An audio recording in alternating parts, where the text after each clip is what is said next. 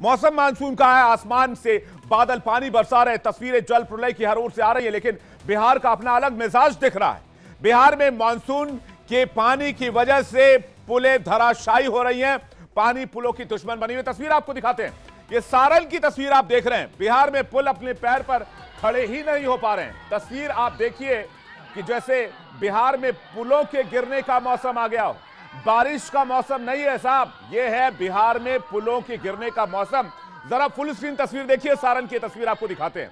ऐसा लग रहा है जैसे बिहार में बारिश का मौसम नहीं, पुलों के गिरने का मौसम आ गया हो। ताजा तस्वीर बिहार के सारण के पुल गिरने की है। बिहार में 3 जुलाई और 4 जुलाई में 5 पुलों के धराशायी होने की घटना सामने आई। इसके बाद से बिहार में पुलों की सियासत तेज हो गई है। मामला देश की सबसे बड़ी अदालत सुप्रीम कोर्ट में जा चुका है। पीआईएल दायर की जा चुकी है और अब बिहार के पूर्व डिप्टी सीएम तेजस्वी यादव बिहार की बीजेपी जेडीयू सरकार पर सवाल खड़े कर रहे हैं और पूछ रहे हैं कि आखिर इन पुलों को क्या बीमारी हो गई है।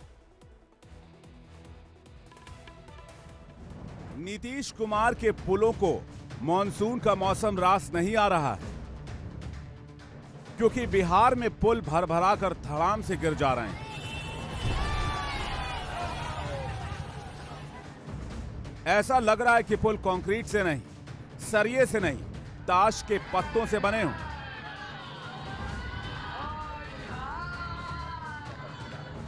बिहार में पुलों के इस संकट काल में बिहार ने एक सीजन में पुल गिरने का एक विश्व रिकॉर्ड ही बना दिया है। तो क्या बिहार में पुल गिरने के पीछे करप्शन है? पुल की कमजोरी की वजह करप्शन है, या फिर बिहार में पुलों के खिलाफ कोई बड़ी साजिश चल रही है? अब राजनीति है और कहा यह भी जा सकता है कि पुल के दिन खराब चल रहे हैं, तो फिर पुलों के अच्छे दिन लाने के लिए क्या करना चाहिए?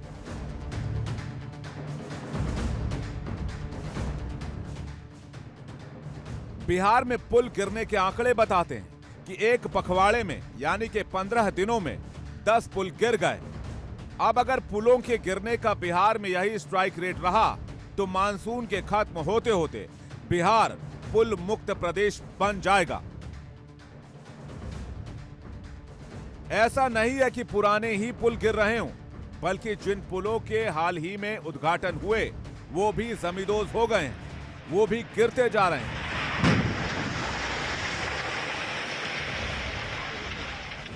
इसके बाद सरकार ने पुलों के गिरने की वजह तलाशने के लिए उच्च स्तरीय जांच के आदेश दे दिए हैं, लेकिन अब यह मामला देश की सबसे बड़ी अदालत की चौखट तक पहुंच गया है, जहां बिहार में पुलों के गिरने और बहने को लेकर याचिका दायर कर दी गई है। पुल गिर रहे हैं तो जनता परेशान भी हो रही है और विरोधियों के लिए यह सियासी मौसम बहुत फायदेमंद है। तभी तो तेजस्वी यादव ट्वीट पर ट्वीट कर रहे हैं और एनडीए सरकार पर सवाल उठा रहे हैं।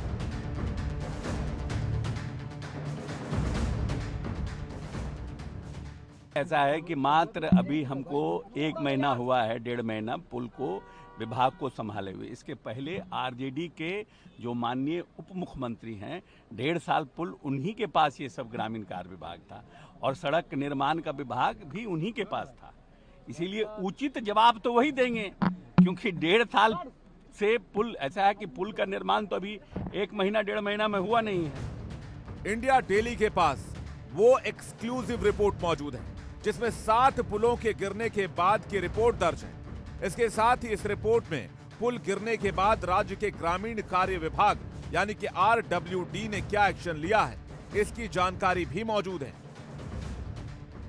पक्ष पूरी तरह से नीतीश सरकार पर हमलावर हो गया है।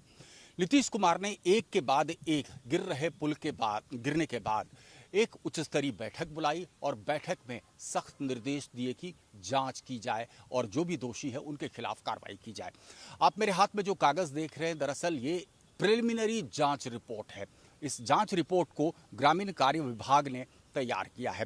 दरअसल बिहार में पुल के रखरखाव को लेकर के कहीं कोई मेंटेनेंस पॉलिसी पहले नहीं थी।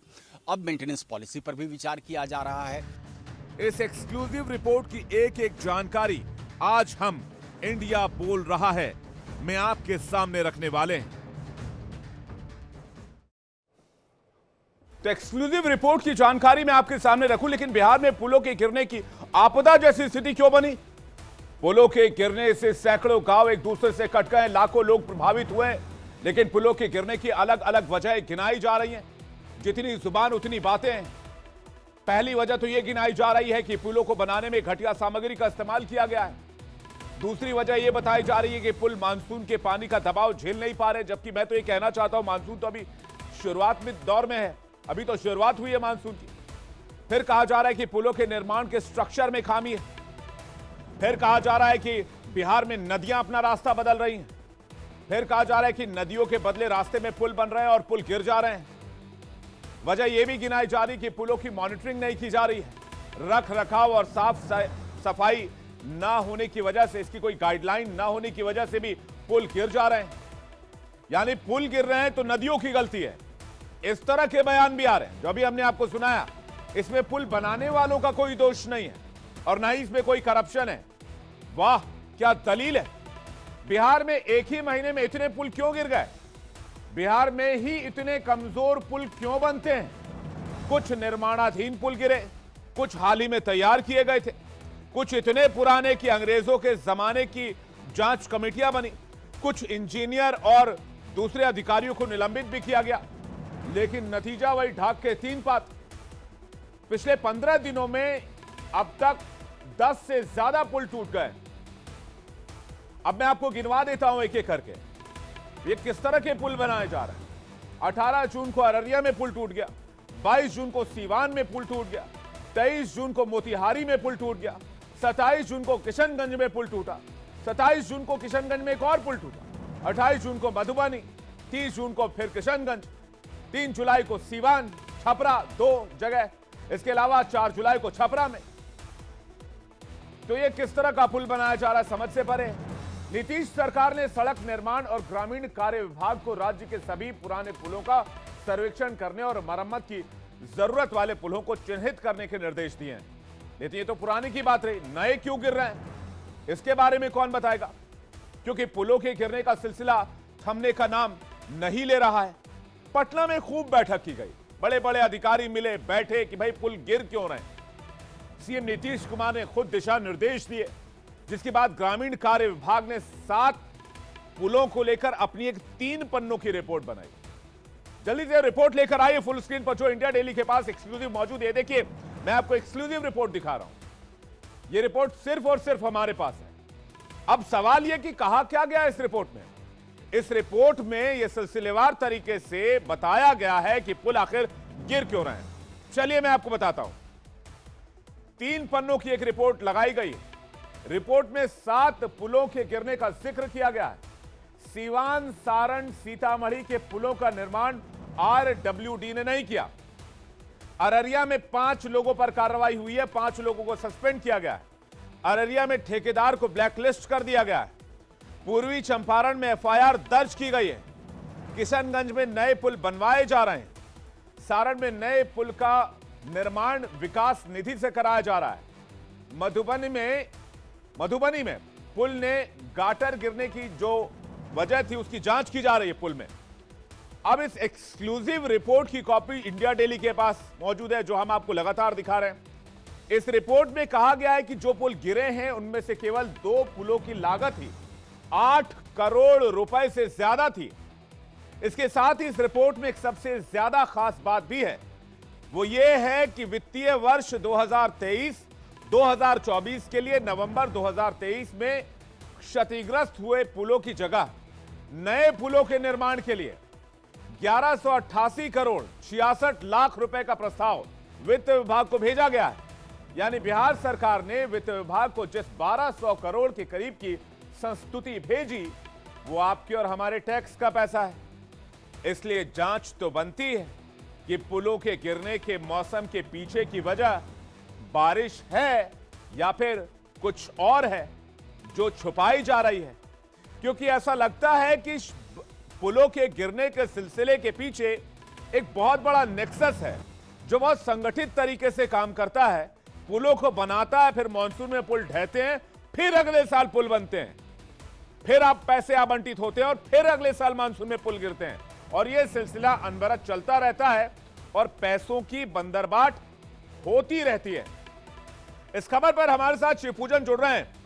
शिवपूजन के पास चलेंगे और जानेंगे आखिर बिहार सरकार ने जो रिपोर्ट बिहार सरकार ने लगाई और बिहार में जो सिलसिला है पुलों के गिरने का वो आखिर थम क्यों नहीं रहा। तो सबसे पहला सवाल शिवपूजन मैं आपसे जानना चाहूंगा, आपके साथ लोग भी मौजूद हैं, ये बिहार के पुल इतने कमजोर क्यों हैं, कुपोषित क्यों हैं?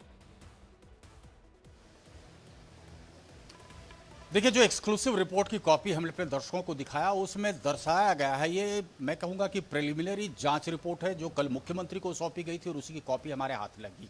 प्रिलिमिनरी रिपोर्ट में एक तरीके से पूरी तरह से क्लीन चिट विभाग ने खुद को दे दिया है। अलग अलग पुलों के गिरने की अलग अलग जिम्मेदारी बताई गई है, अलग अलग उसके कारण बताए गए हैं। सच्चाई ये है कि खास करके जो चंपारण के इलाके में जो लगातार इतने पुलों के गिरने का सिलसिला हुआ उसके पीछे वजह यह बताई गई कि दरअसल नहरों में और छोटी नदियों में गाद बहुत ज़्यादा है। यहाँ पर रिवर इंटरलिंकिंग प्रोजेक्ट चल रहा है और इस वजह से जेसीबी के सहारे और बाकी दूसरे सहारे गाद को निकाला गया तो पिलर्स एक्सपोज्ड हुए और वो धाराशायी हुए। जब मीडिया में खबरें चलनी शुरू होती तो सरकार अपनी नींद से जागती है और उसके बाद अब एक इंक्वायरी फिर से ऑर्डर कर दिया गया है। सरकार अब पहली बार कह रही है गलती मानते हुए कि जो भी दोषी होंगे उनके खिलाफ कार्रवाई की जाएगी। खैर बहरहाल हम तो उन पुलों का भी जिक्र कर रहे हैं जो पुल थोड़े पुराने हैं या जो कह रहा है RWD कि हमने इन पुलों का निर्माण नहीं कराया, लेकिन उन पुलों का क्या? हमने भयावह तस्वीर मुंगेर से पहले दिखाई थी, कैसे विशालकाय पुल वो धड़ाम हुआ था, कैसे वो ध्वस्त हुआ था और मां गंगा में समा गया था। किशनगंज की हमने तस्वीर दिखाई, ये लगभग हर जगह से आ रही है और लोग काफी आक्रोशित है। मैं आपको बताऊं इन घटनाओं को लेकर के उनका कहना है कि सरकार क्या अपने जेब से पैसा देती है? ये पैसा तो आप लोगों की ही गाड़ी कमाई है जो पुल ध्वस्त हो रहे हैं। जी, हम ही लोग की कमाई जो भी है। कितनी दिक्कत होती है अगर एक पुल टूटता है? एक पुल के निर्माण में 3-4 साल लग जाते हैं। छोटे पुल का मैं जिक्र कर रहा हूँ, कितनी दिक्कत होती है? बहुत ज़्यादा आने जाने में परेशानी उठानी पड़ती है, उसके कारण बहुत ही बड़ा नुकसान हम लोग को झेलना पड़ता है। व्यापार बंद हो जाता है, बहुत तरह के जो खान पान में भी दिक्कत होती है, ना कोई बाहर से आ सकता है ना जा सकता है। उसके लिए अनाप शनाप भाड़ा भी दिया जाता है, फिर भी नहीं पहुंच पाता है। शिवपूजन जरा इसे पूछिए, पुल गिरते क्यों है, इसकी वजह क्या है? जी अच्छा चलिए, एक सवाल मैं आप लोगों से पूछता हूँ, आपको क्या लगता है वजह क्या है, क्यों पुल गिर रहे हैं यहाँ? पुल इसलिए गिर रहे हैं, कंस्ट्रक्शन या तो सही नहीं हो रहे हैं या तो उसमें घोटाला हो रहा है। कंस्ट्रक्शन सही नहीं हो रहा है या घोटाला हो रहा है, आपको लगता है ऐसा? जरूर घोटाला हो रहा होगा। नई पुराने पुल 6 महीने से गिर रही है बिहार में। कोई 30-40 साल पुराना भी गिर रही है अभी फिलहाल, कल परसों गिरा है भी। नया पुल भी गिर रहा है, उद्घाटन के पहले गिर जा रहा है। 6 महीने से सुन रहे हैं पुल गिर रहा है, भागलपुर गिरा है तो सुल्तानगंज गिरा है, अभी कल गिरा है 6 पुल 5 पुल। जो एक दिन में 5-5 6 पुल का गिरना, क्या लग रहा है भ्रष्टाचार है? भ्रष्टाचार बिल्कुल है, बिल्कुल सरकार को देखने दोषियों के खिलाफ कार्रवाई नहीं होती है। दोषियों के खिलाफ कार्रवाई होनी चाहिए।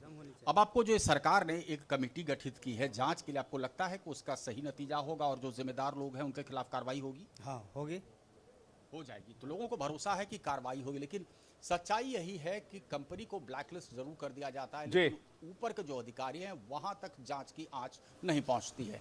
जी शिवपूजन आपके पास वापस लौटेंगे, लेकिन बताते हैं कि अपर मुख्य सचिव की प्रेस कॉन्फ्रेंस में क्या हुआ।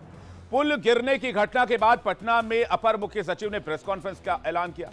प्रेस कॉन्फ्रेंस किया गया, साफ साफ कहा कि 30 साल से अधिक उम्र वाले पुलों का टेक्निकल ऑडिट कराया जाए, सभी पुलों का साथ में सर्वे किया जाएगा, जो पुल लापरवाही की वजह से ध्वस्त हुए हैं उनकी वसूली ठेकेदारों से करवाई जाएगी, कार्रवाई संबंधित अधिकारियों और इंजीनियर्स पर भी की जाएगी। तो भाई साहब बातचीत हो रही थी 30 साल पुराने पुलों पर जिनका ऑडिट करवाना है। सवाल तो यहां ये पूछे जा रहे हैं कि जिस पुल का उद्घाटन हुआ ही नहीं, वो पुल उद्घाटन से पहले ही कैसे नदी की भेंट पे चढ़ गया या मानसून की भेंट चढ़ गया? पहले उनका बयान सुनते हैं, अधिकारी का बयान सुनते हैं। ऐसा प्रतीत होता है कि कार्य के कार्यान्वयन के दौरान संबंधित अभियंताओं के द्वारा इस नदी पर अवस्थित पुल पुलिया को सुरक्षित रखे जाने हेतु एहतियातन कदम नहीं उठाया गया तथा समुचित तकनीकी पर्यवेक्षण नहीं किया गया। साथ ही कार्यकारी संवेदक के स्तर से भी लापरवाही बरती गई। इन पुल पुलियों के क्षतिग्रस्त होने के मामले को गंभीरता से लिया गया है। कार्यान्वयन से संबंधित दोषी अभियंताओं को चिन्हित कर एवं संवेदक के विरुद्ध कड़ी कार्रवाई की जाएगी। व्यय की वसूली संवेदक से ही की जाएगी और उसी के माध्यम से ये पुलों का निर्माण किया जाएगा। तो वसूली संवेदक से ही की जाएगी और उसी के हिसाब से पुल का निर्माण किया जाएगा। शिवपूजन के पास एक बार फिर रुक करते हैं। शिवपूजन, अभी महीने भर भी नहीं बीते, अभी पिछले महीने एक पुल गिरने की खबर हमने इंडिया डेली पर चलाई थी। उसमें इंजीनियर का यह कहना था कि भाई पुल जो गिरा वो नदी की गलती की वजह से गिर गया, और ऐसी दलील पहली बार सुनने को मिली जब पुल गिरने की वजह किसी नदी को माना गया। जब डीपीआर सबमिट किया जाता है, डिटेल प्रोजेक्ट रिपोर्ट, तो उन सारी बातों का ख्याल रखा जाता है।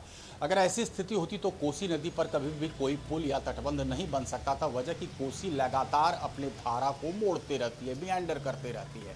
सच्चाई यही है कि जिस तरीके से कंस्ट्रक्शन मटेरियल को यूज़ किया जाता है, हर जगह धांधलेबाजी होती है, नतीजा होता है कि पुल कमज़ोर होता है। कई बार तो ऐसी रिपोर्ट्स आई कि डाइवर्जन ही पूरी तरह से बह गए, यानी कि जो पुल को बनाया गया या तो काफ़ी छोटा बनाया गया, अनुमान नहीं लगाया कि बारिश के मौसम में नदी कितना विकराल रूप लेगी। दूसरी अहम बात यह है कि देखिए, पुल के मेंटेनेंस को लेकर के अभी तक सरकार ने कोई पॉलिसी या प्रोग्राम डिवाइस नहीं किया था। अब हो क्या रहा है बिहार में, तो जदयू के लोग, भाजपा के लोग राजद पर आरोप लगा रहे हैं। राजद की तरफ से प्रत्यारोप सत्तारूढ़ दल पर लग रहा है। जदयू का साफ तौर से कहना है कि क्यों यही विभाग हर वक्त राजद को चाहिए था।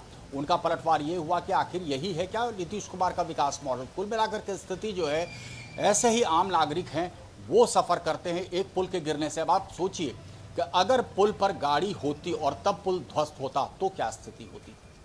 बिल्कुल सही बात है, और ऐसे में मामला तो ऐसा लगता है तू खिलाड़ी मैं नाड़ी वाला हो जाता है, जब सामने वाला कहता है कि भाई उनकी वजह से, मुझे तो कुछ पता ही नहीं, उनके शासनकाल में उनकी वजह से पुल बने और उनकी वजह से गिरे। अब उपाय इसके उपाय क्या हो सकते हैं? क्या कठोर कार्रवाई की जाए और पुल गिरने के मामले में कठोर कानून की जरूरत है बिहार राज्य को, बिहार सरकार की तरफ से? मुझे लगता है दोनों ही बहुत ज़रूरी है, और कल इसी बाबत नीतीश कुमार ने हाई लेवल मीटिंग बुलाई थी। उस मीटिंग में सख्त निर्देश दिए गए हैं, जिम्मेदारी तय करने की बात की जा रही है और एक मेंटेनेंस पॉलिसी बनाने की बात की जा रही है। RWA को कहा गया है, खास करके रूरल वर्क्स डिपार्टमेंट को, RWD को कहा गया है खास तौर से, कि पुल का तमाम जितने पुल अभी एग्जिस्ट कर रहे हैं उसकी डिटेल्ड रिपोर्ट, क्या कंडीशन में, उसकी डिटेल्ड रिपोर्ट बना करके विभाग जो है वो सौंपे मुख्यमंत्री को। अब चूंकि मुख्यमंत्री ने संज्ञान लिया है तो हम उम्मीद कर रहे हैं, हम कयास लगा रहे हैं कि शायद कार्रवाई होगी और गाज उन लोगों पर गिरेगी जो जिम्मेदार हैं।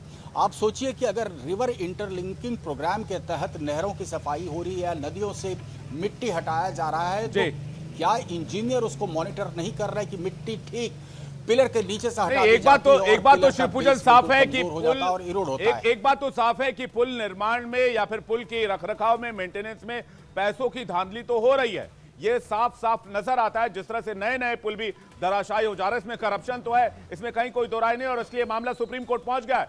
आपके पास दोबारा लौटेंगे, जल्दी से बता देते हैं सुप्रीम कोर्ट से मांग क्या की गई है। बिहार में पुलों के गिरने की जो घटनाएं हुई हैं, अब उनको लेकर देश की सबसे बड़ी अदालत में याचिका दायर की गई है, जिसमें क्या कहा गया है वो मैं आपको बताता हूं।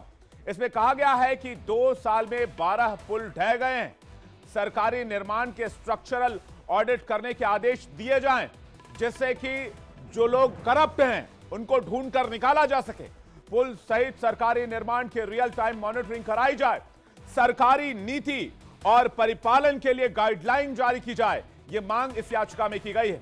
साथ ही याचिका में यह भी कहा गया है कि बिहार बाढ़ प्रभावित राज्य है, यहां 68,800 वर्ग किलोमीटर यानी कि 73.6% हिस्सा भीषण बाढ़ की चपेट में आता है। और कोसी नदी की बात अभी आपको शिवपूजन बता रहे थे।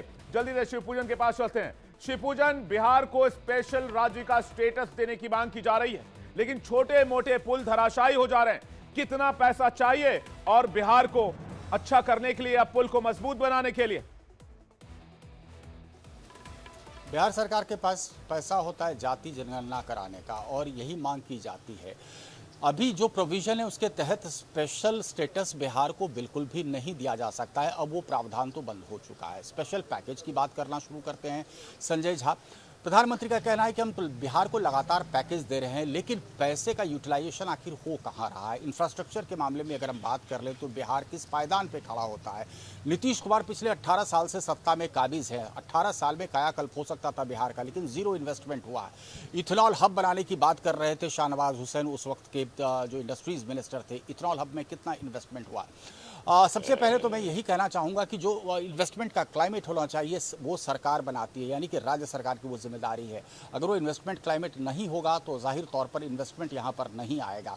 दूसरी तरफ बदहाल सी स्थिति थी, सड़कों की बदहाल सी स्थिति थी, तमाम पुल पुलिया की 1990 से लेकर के 2005 तक। उसके बाद निर्माण का काम हुआ। अभी फिलहाल रूरल वर्क्स डिपार्टमेंट तकरीबन 2000 पुल का निर्माण हर साल कर रहा है। छोटे बड़े पुल, 15 मीटर से ऊपर का पुल RW करती है अमूमन। बिल्कुल। लेकिन इसके मेंटेनेंस को लेकर के अगर कोई पॉलिसी डिवाइस नहीं होगी तो जाहिर तौर पर पुल इसी तरीके से धाराशायी होते रहेंगे। नहीं, और इसमें पूरे सिस्टम को मुझे लगता है ओवरहॉलिंग की आवश्यकता है। फिलहाल शिवपूजन, आपको बहुत बहुत शुक्रिया, धन्यवाद हमारे साथ जोड़ने के लिए और स्पेशल रिपोर्ट, स्पेशल इन्वेस्टिगेशन दर्शकों तक पहुंचाने के लिए। और आपने सुना शिवपूजन बता रहे थे किस तरह से पूरे सिस्टम में ओवरहॉलिंग की आवश्यकता है, क्योंकि लीकेज सिर्फ एक जगह नहीं है, लीकेज कई स्तर पर, कई जगह पर, कई अलग अलग जगहों पर दिखते हैं, जिसकी वजह से ऐसे पुल के गिरने के मामले सामने आ रहे हैं। ये ठोस तरीके से कहा जा सकता है। इस मामले में एक कड़ी जांच की भी जरूरत है।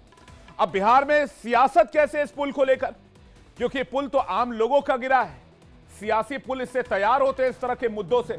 बिहार में अगले साल विधानसभा चुनाव होने हैं, इसलिए पुल गिरने के मुद्दे को विपक्ष एक संजीवनी की तरह देख रहा है।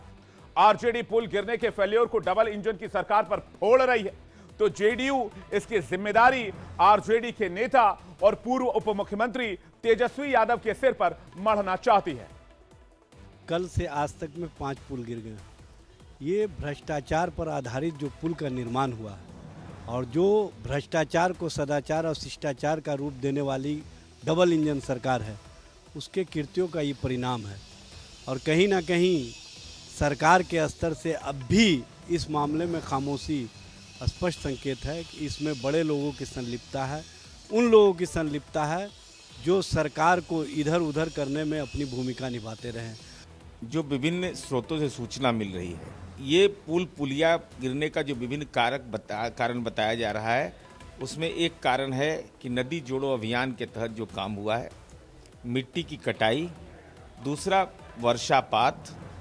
वर्षापात में जो पानी की दिशा है उसका बदलना, यह भी एक कारक माना जा रहा है। साथ ही साथ तत्कालीन जो सरकार थी उसने कोई मेंटेनेंस पॉलिसी नहीं बनाया था, जिसके चलते असुविधा हुई।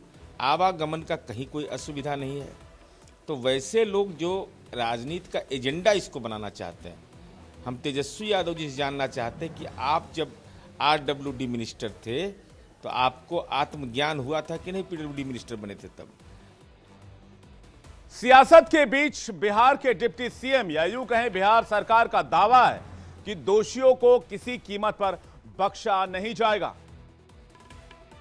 एकदम एक एक चीजों की जांच करवा रहा हूं और तुरंत कार्रवाई का निर्देश दिया है। उसकी सूची भी जारी कराऊंगा, कब बना है, किसने बनाया है, किन लोगों के द्वारा इस पूरे कार्रवाई की गई है, क्योंकि उसमें सूचना जो प्राप्त हुई है कई विधायकों के अनुशंसा से बने हैं, जो विधायक कोटा से बने हैं, सभी चीजों का जांच हो रहा है, कार्रवाई की जाएगी, इसमें कहीं दो मत नहीं है। जो दोषी अफसर हैं तुरंत उनके खिलाफ कार्रवाई किया जाए।